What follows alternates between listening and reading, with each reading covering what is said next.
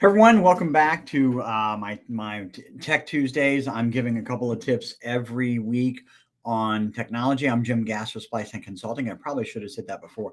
And right now, just to be respectful of time, I'm not going to take a whole lot to introduce myself and say a whole lot. But what we're talking about right now is Microsoft Copilot. It's Copilot for Microsoft 365, which is officially its name. And so it can do a lot of different things. And I'm trying to go for about a month to show you some of the nice things. Last week, we talked about creating a document from a website and how that's possible. And so today we're going to stay on the document trend, and I'm going to actually show you how to create a document from scratch about anything that you want it to be about, right? And so it's not hard to do. You use Microsoft Word, go into it, click the icon for Copilot, and just type in what you want. But with that, you have to kind of consider the language that you use. Remember that Copilot is kind of like a little kid in a foreign language that doesn't really understand its own language yet. And so we're trying to talk to it as best as we can, and it's trying to communicate back to us in the best way it can by the results. So we're going to be very careful with the prompt that we use. And again, a prompt is what you tell Copilot to do in one of those applications: Word, Excel, Outlook, PowerPoint, Teams, the Edge browser. Those are the ones we're focusing on mostly, but there are definitely Copilot add-ins for more than Microsoft Suite. So without further ado, what I'm going to do is quickly share the screen. All right. And so we're in Microsoft Word, as you can see here. And so what we've got is we got the Copilot icon up here. This is the Copilot pane, and I always like to try to differentiate what this button does on most of the Office applications. It is asking about the content of what we're looking at here in Microsoft Word. So if this is a 30-page document, we would be asking Copilot questions about this 30-page document using this panel right here. However, I'm going to create a document or create a section of a document by using this Copilot button right here, which is actually in the Microsoft page itself, the Word page itself.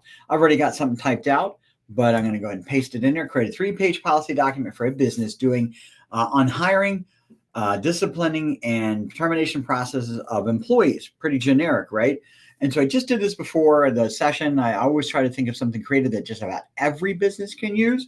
And so this is a prompt. This is how I'm a little specific. I'm saying 3-page policy document, okay, for a business on hiring, disciplining, and termination. And I use the word processes in here so it knows I'm looking for kind of, I'm kind of honing in on that policy, right? And also of employees. So remember, you want to be a little specific with your Copilot prompts so that it can give you the best result. If you're not specific, if you've got your kind of your nouns and verbs and adjectives kind of all over the place, or maybe I didn't say a policy document, I said a document, right? It wouldn't understand that I want a policy document. So I really implore you to actually use very, very strict specifics when doing this. So I'm going to go ahead and generate this. Did it just a minute ago. While it's doing that, because it's just a hurry up and wait, I want you to think about this. A lot of people think to themselves, well, I'm waiting for this document to generate. Gosh, it's not already done, for crying out loud. Well, what I want you to understand is that it's going through your Microsoft 365 resources, your email, your Teams meetings, your documents in SharePoint or OneDrive, and it's pulling all this information in and trying to compile it into what you're looking for, what it's trying to interpret what you're looking for. Now, if it can't find what it needs in your resources that you have access to, okay, in other words, I have access to only this set of resources because of security. If you can't find it, it's going to go out to the web and do its best to pull that information down. Not sending information out to the web, it's just pulling in a query. Now, as you can see, it's already a page and a half done. I want you to think, yeah, maybe we had to wait here, but think about the creativeness that I would have to go through and the thought process I would have to go through to generate this 2 pages that it's on. So far, it's already on 3 pages, right? The 3 pages that it's already on. Now, instead of actually, thinking about what I want to say, I can just say, Copilot, draft something like an assistant, right? Or I would give this to my assistant actually and say, hey, Debbie, go draft a document for me. So I don't even think about it, right? And then bring it back to me.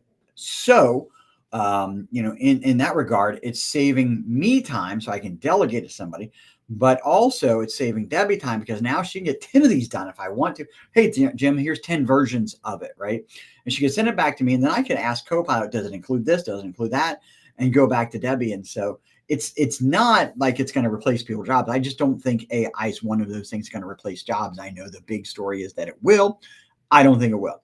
I think it's going to enhance our abilities and make us be able to do more faster, kind of like computers. Remember before we had spreadsheets and stuff like that, had to do it all by hand. Now we can do it faster. Come back, calculators, spreadsheets didn't replace people's jobs. No, not at all. It just made us so more productive.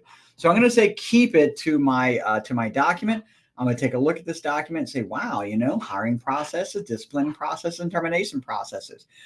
What I want you to know is that this document put something together that it thought that you wanted.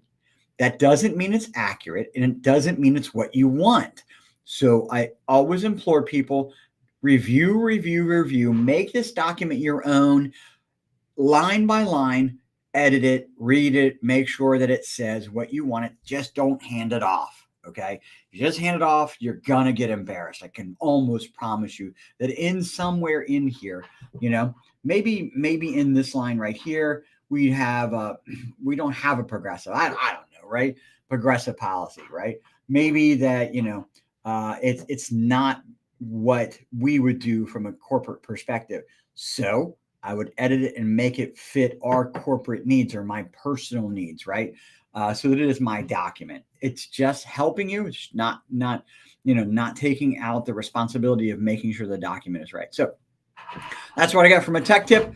Word document from on the fly. You can do this with almost any type of document. You can do blog posts, all kinds of different things. So next week, I have something new. Hope this was helpful. If you like this, please make sure that you like the post, the video. Also, comment your questions. I love questions, so make sure that you give me questions or just say great job. I appreciate those as well.